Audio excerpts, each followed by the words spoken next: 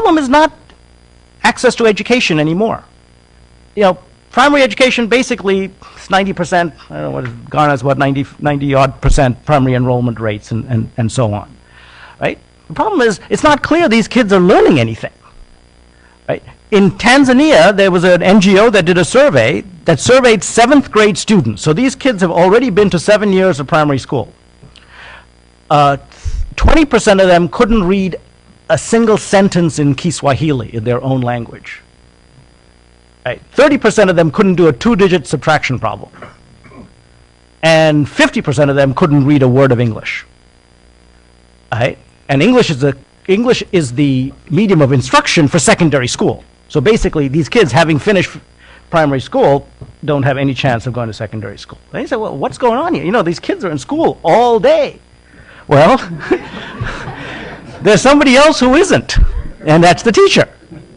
Right? There's this work that Mwangi and some colleagues, and I guess I'm associated with it too, been doing these service delivery surveys, show that, in Tanzania, which is the country I was just referring to, 23% of the time the teacher is not there. In fact, when the teacher is there, they're in class teaching for about almost 2 hours a day out of an 8-hour day. And if you think this is a problem in education, let's look at health, right?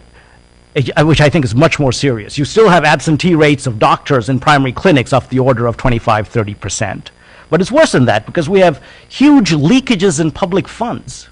The extreme version is Chad, where of the amount of money, non-wage public spending that was meant for primary clinics, the percentage that reached the clinic was 1%.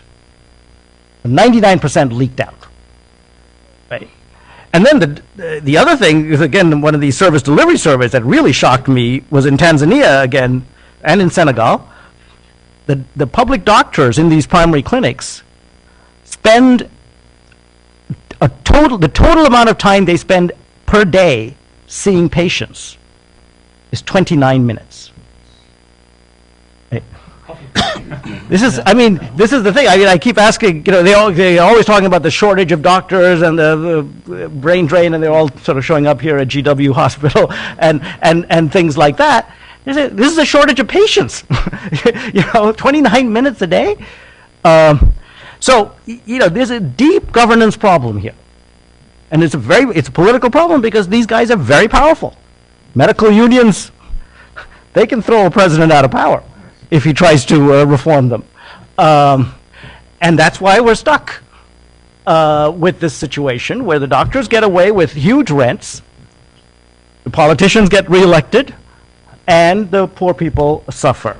Now, to end on a positive note, let me just say that I think my sense is that this is changing.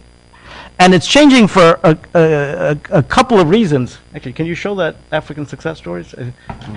Mwangi brought this book of ours called Yes, Africa Can.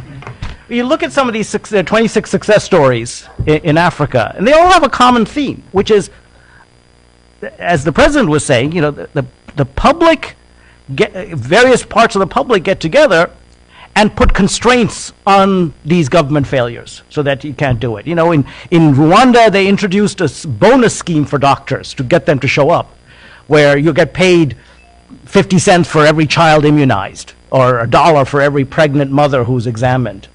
And the health indicators just shut up. And they did this as a randomized control trial. This will make the if-free people happy, right? So that they could actually associate these with the treatment group as opposed to the control group. And the other is the power of information, which we've seen with technology as well, where when you publish some of this information, you get these absentee rates out to the public. That begins to put some pressure on the local government.